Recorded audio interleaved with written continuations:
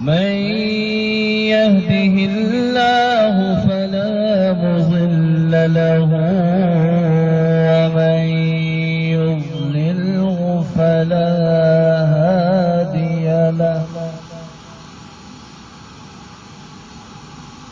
ونشهد أن لا إله إلا الله وحده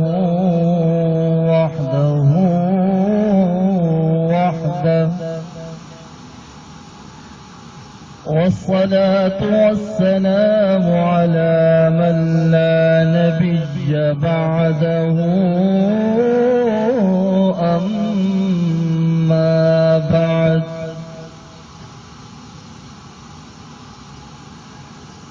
أعوذ بالله من الشيطان الرجيم بسم الله الرحمن الرحيم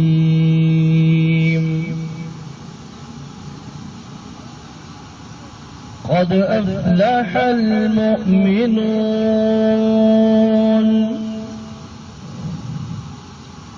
الذين هم في صلاتهم خاشعون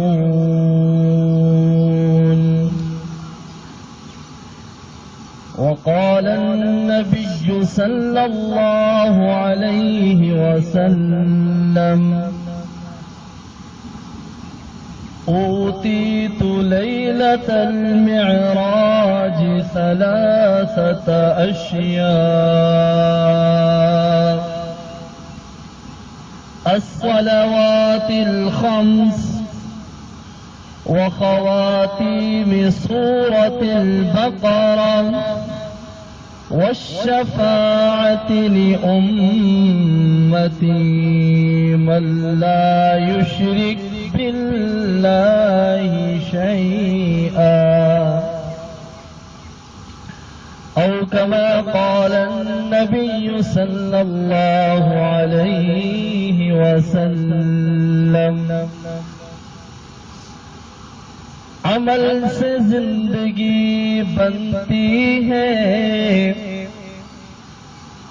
جنت بھی جہنم بھی، عمل سے زندگی بنتی ہے، جنت بھی جہنم بھی، یہ خاکی اپنی فطرت میں نہ نوری ہے نہ ناری۔ اللهم صل على محمد وعلى آل محمد كما صليت على إبراهيم وعلى آل إبراهيم إنك حميد مجيد۔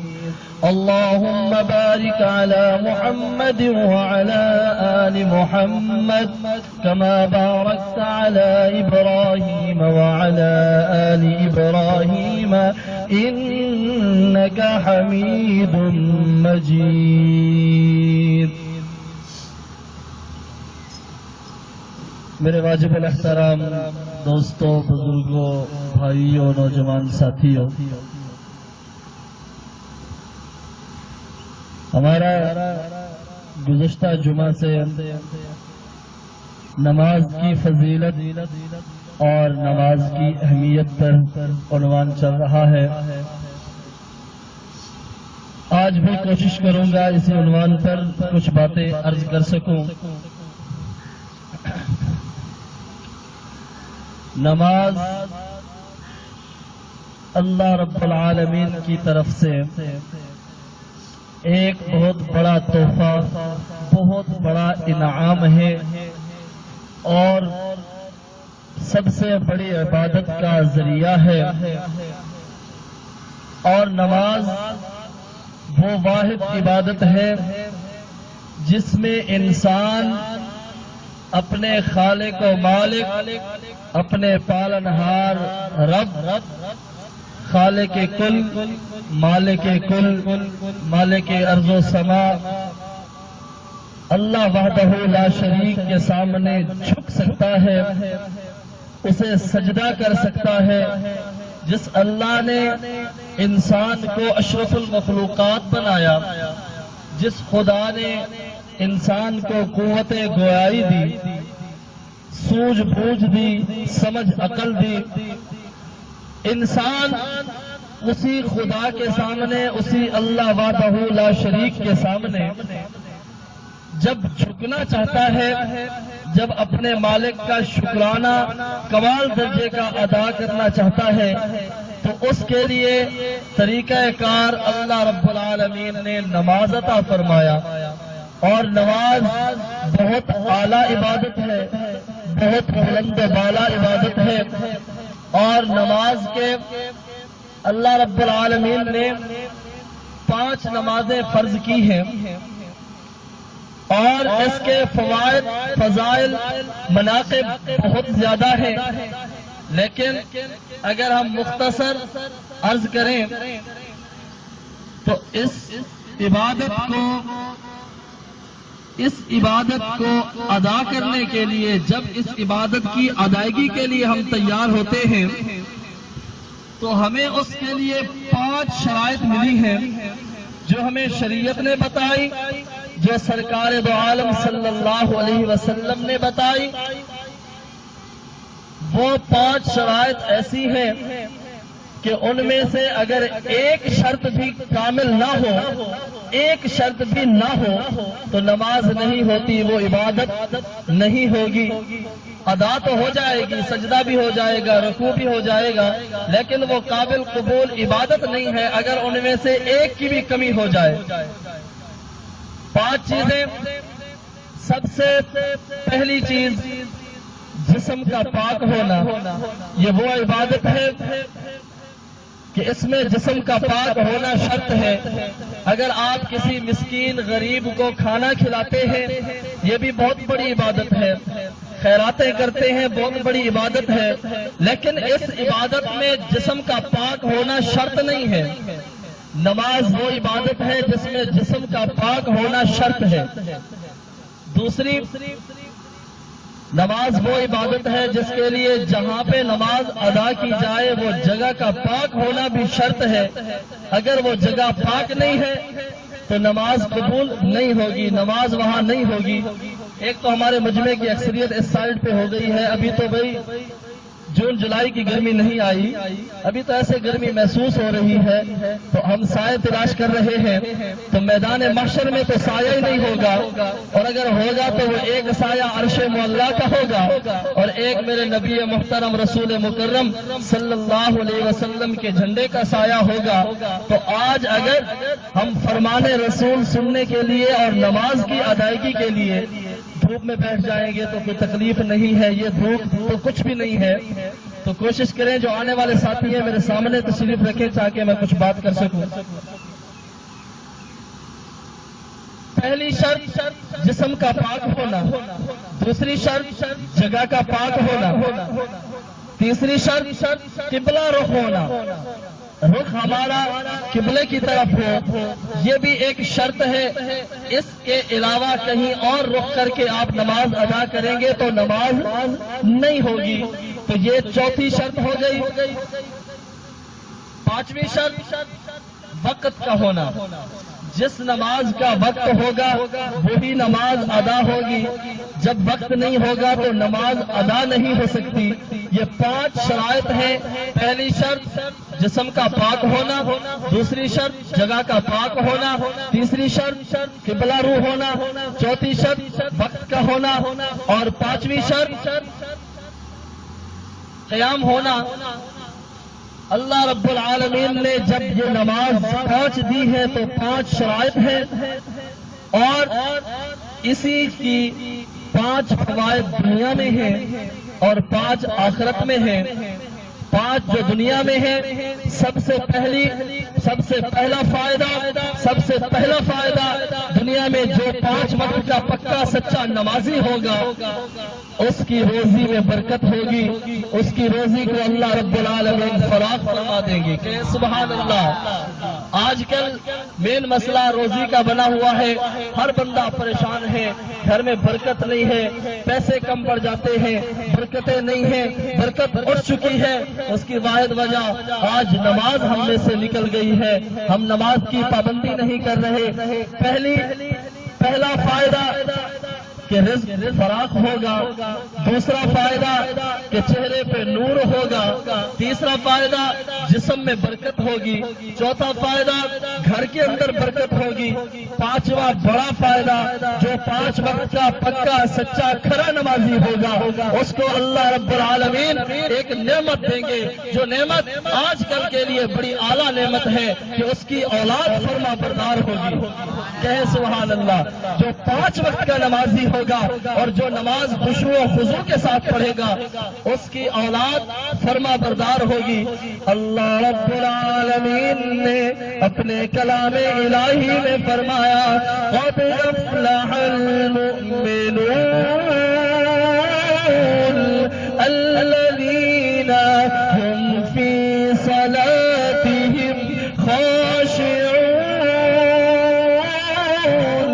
اللہ رب العالمین نے فرمایا وہ میرے بندے کامیاب ہیں، وہ میرے بندے کامیاب ہیں، وہ میرے لوگ، وہ میرے انسان کامیاب ہیں جو نمازوں کو خشوع و خضوع کے ساتھ ادا کرتے ہیں، نماز کو خشوع و خضوع کے ساتھ ادا کرتے ہیں، بڑے جوش میں اٹھتے ہیں، عزم میں اٹھتے ہیں، کامل وضو کرتے ہیں، مکمل نیت کرتے ہیں، قبلہ رخ منہ کرتے ہیں، قبلہ کی طرف ہو جاتے ہیں اور اللہ اکبر جب نماز میں آتے ہیں دنیاوی خیالات ذہن سے نکال دیتے ہیں، نماز کی طرف آتے ہیں، خشوع و خضوع کے ساتھ نماز ادا کرتے ہیں۔ خشوع و خضوع یہ ہے جب اللہ کے گھر میں آئے دنیا سے رابطہ ختم، خدا سے رابطہ شروع ہو جائے، اللہ رب العالمین سے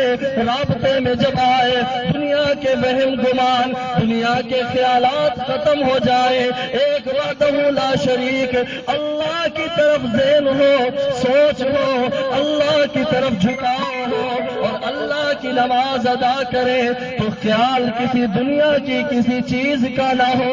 خشوع و خضوع کے ساتھ جو نماز ادا کرتے ہیں اللہ رب العالمین فرماتے ہیں وہ میرے بندے کامیاب ہیں۔ نماز کے اوپر ایک چھوٹی سی بات ابھی ذہن میں آئی ہے تو ایک لطیفہ۔ آج دیکھے صحابہ کرام جب نماز ادا فرماتے تھے تو ایسے لگتا تھا پرندے اگر آ کے اوپر بیٹھ جاتے تو یہ محسوس ہوتا تھا کہ یہ پتھر کی چٹان ہے، یہ ایک درخت ہے، اس کے اندر روح نامی کوئی چیز نہیں ہے، ہلاوا نہیں ہوتا تھا۔ خشوع و خضوع یہ ہوتا تھا کہ ایک جگہ کھڑے ہوتے تو کھڑے رہ جاتے۔ تو میں بات عرض کر رہا تھا کہ امام صاحب نے نماز پڑھائی 4 رکعت تو 1 رکعت بھول گئے، بعد میں تجسس ہوا پتہ نہیں 4 ہے، پتہ نہیں 3 پڑھی ہے، تو کوئی نمازی کہے نہیں 4 ہو گئی ہے، کوئی کہے 3 ہو گئی ہے۔ تو اس میں ایک نمازی تھا مجھ جیسا، اس نے کہا حضور آپ نے 3 رکعت ہی پڑھائی ہے، کنفرم ہے؟ تو امام صاحب نے پوچھا آپ کو کیسے کنفرم ہے؟ وہ کہنے لگے کہ میری 4 دکانیں ہیں تو میں پہلی رکعت میں پہلی دکان کا حساب کرتا ہوں، دوسری رکعت میں دوسری دکان کا حساب کرتا ہوں، تیسری رکعت میں تیسری دکان کا حساب کرتا ہوں۔ ابھی میں تیسری رکعت میں تیسری دکان کا حساب کر رہا تھا، آپ نے سلام پھیر دیا، لہذا وہ 3 رکھتے ہوئے میری 1 دکان کا حساب رہ گیا ہے۔ تو اللہ معاف فرمائے آج ہماری نمازیں ایسے ہیں جب ہم نماز پڑھتے ہیں تو ہمارے خیالات دنیا کی طرف جاتے ہیں، کاروبار کی طرف جاتے ہیں، جو جس فیلڈ میں ہوتا ہے اس کے خیالات اسی فیلڈ میں جاتے ہیں، پتہ نہیں چلتا کہ نماز ہو جاتی ہے۔ اور ایک مسئلہ عرض کرتا ہوں، ایک رکن سے دوسرے رکن کے جاتے وقت مثلا ہم رکوع میں کھڑے ہیں اور سجدے قیام میں کھڑے ہیں اور رکوع میں جانا ہے، قیام اور رکوع کے درمیان اگر ہمارا خیال دنیا کی کسی چیز کی طرف رہا ہے اور اس خیال کے ہوتے ہوئے ہم رکوع میں چلے گئے ہیں تو نماز نہیں ہوتی. اسی رکعت میں اسی رکن میں رہتے ہوئے دنیاوی خیال آئے اور پھر ٹوٹ جائے, پھر آئے پھر ٹوٹ جائے, پھر آئے خیال اس کو توڑ دے, رکوع اتنے میں رکوع میں چلے جائیں, رکوع سے سجدے میں چلے جائیں.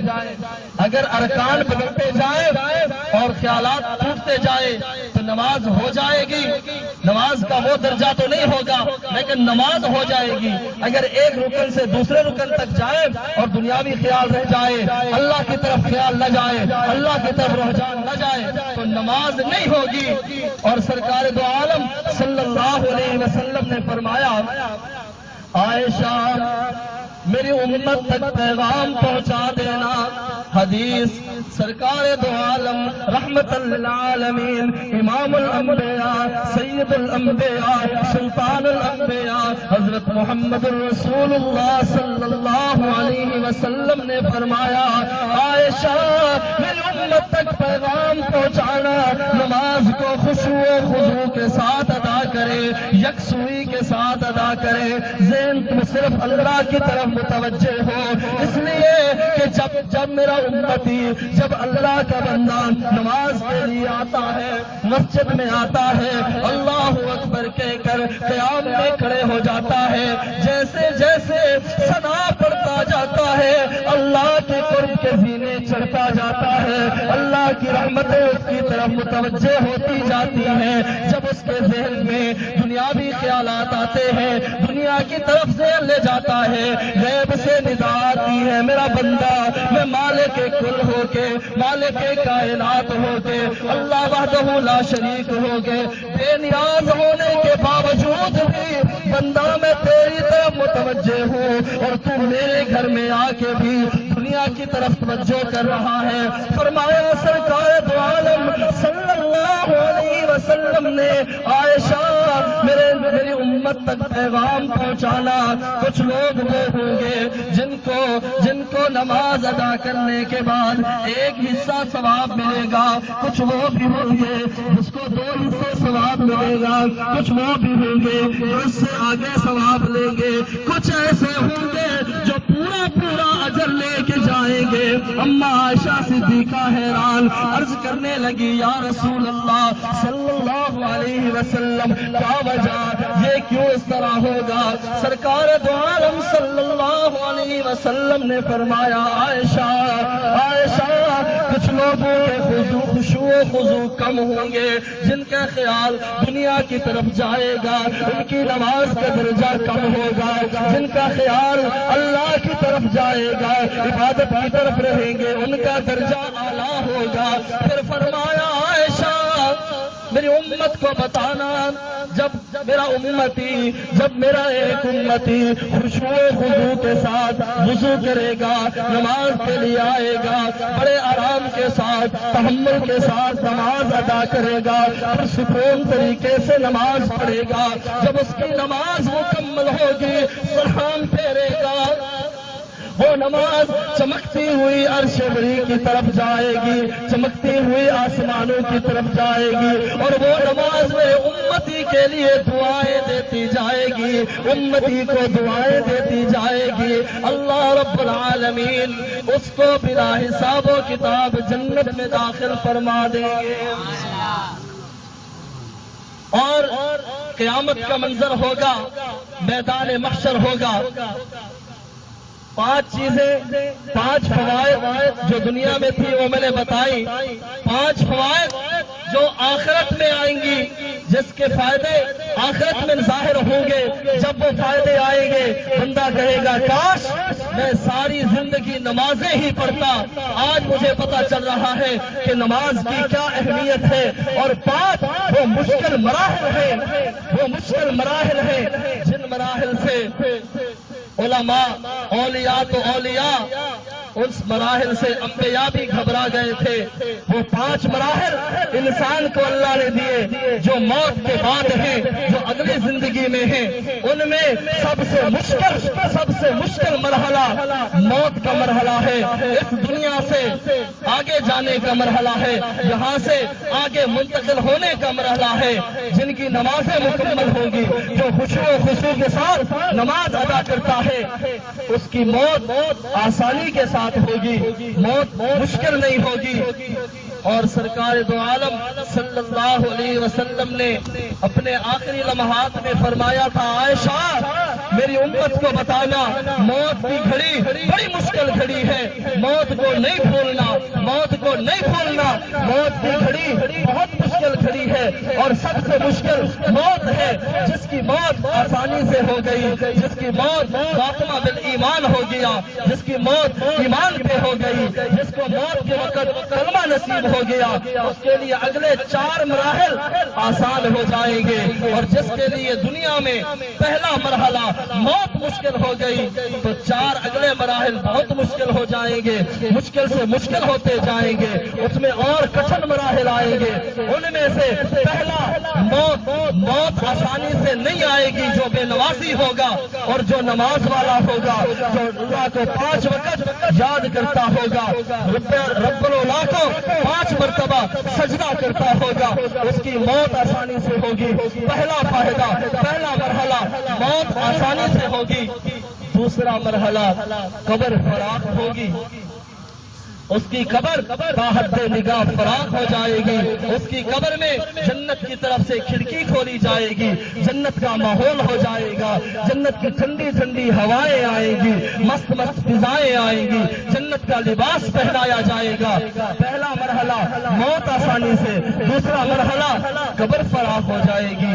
تیسرا مرحلہ جب میدان محشر میں اٹھے گا, اپنی قبر سے اٹھے گا, میدان محشر ہوگا, اس وقت اسے نام اعمال دائیں ہاتھ میں ملے گا, اس کو نام اعمال دائیں ہاتھ میں ملے گا. وہ بندہ خوش و خرم ہوگا, نعرے لگائے گا, خوشی کے ساتھ پھولانے سمائے گا. اس کے دائیں ہاتھ میں جب نام اعمال ملے گا,